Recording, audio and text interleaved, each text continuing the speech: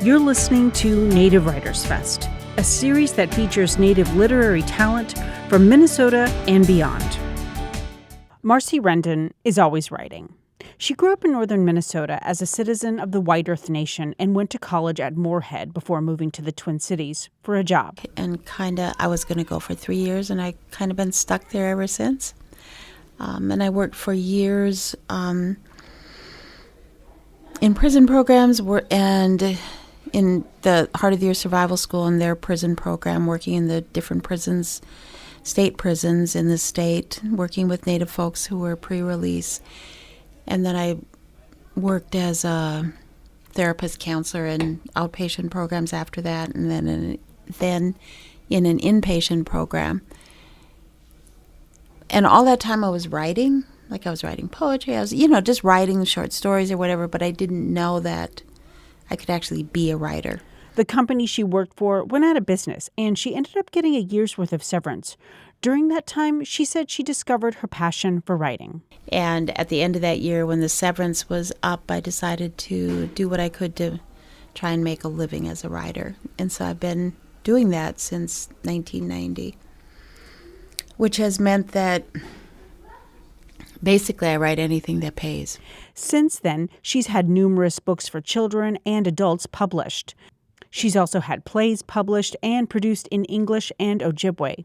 She also wrote educational materials for school.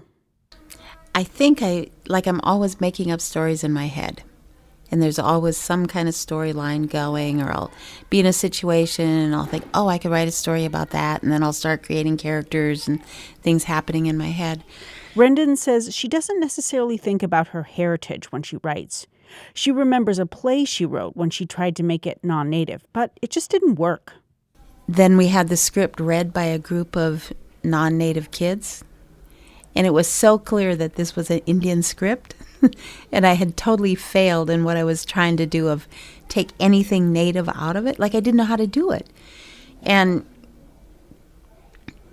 I think that who we are when we're writing when we're doing anything from who we are, like from our heart, from our soul, it's like so much of who we are is Native that it's just there, even though you may think you're not.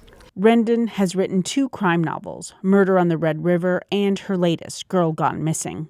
She says people have a fascination with crime. She says she has a lot of Native friends that like to watch Law & Order SVU or Criminal Minds.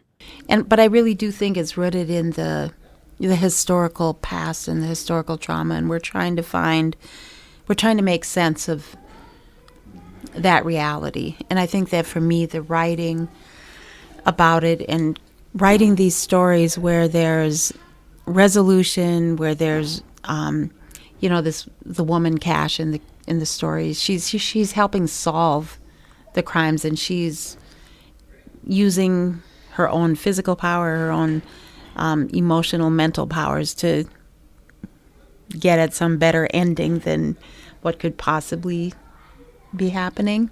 The main character in the book is a 19-year-old girl named Cash. She's aged out of the foster care system, and she befriended a county cop named Wheaton. She helps Wheaton solve murders and find some young girls who've gone missing. She says the publisher was drawn to those characters. The publisher accepted them because she loved the character, not because it was a Native book. Like she didn't understand the Native stuff in it.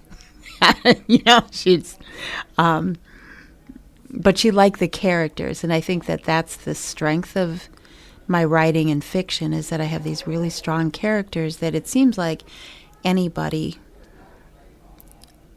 can identify with. For anybody that wants to write, Rendon has this piece of advice. That I really think it's important that our children, our grandchildren, our great-grandchildren hear our stories from our voices, and that we're currently in a time in the publishing world where publishers are looking for the authentic Native American voice. And so for people who are writing, you got to submit. For KBFT, I'm Allison Herrera. Native Writers Fest is a production of the Nut Lake Radio Project and is supported by the Minnesota Arts and Cultural Heritage Fund.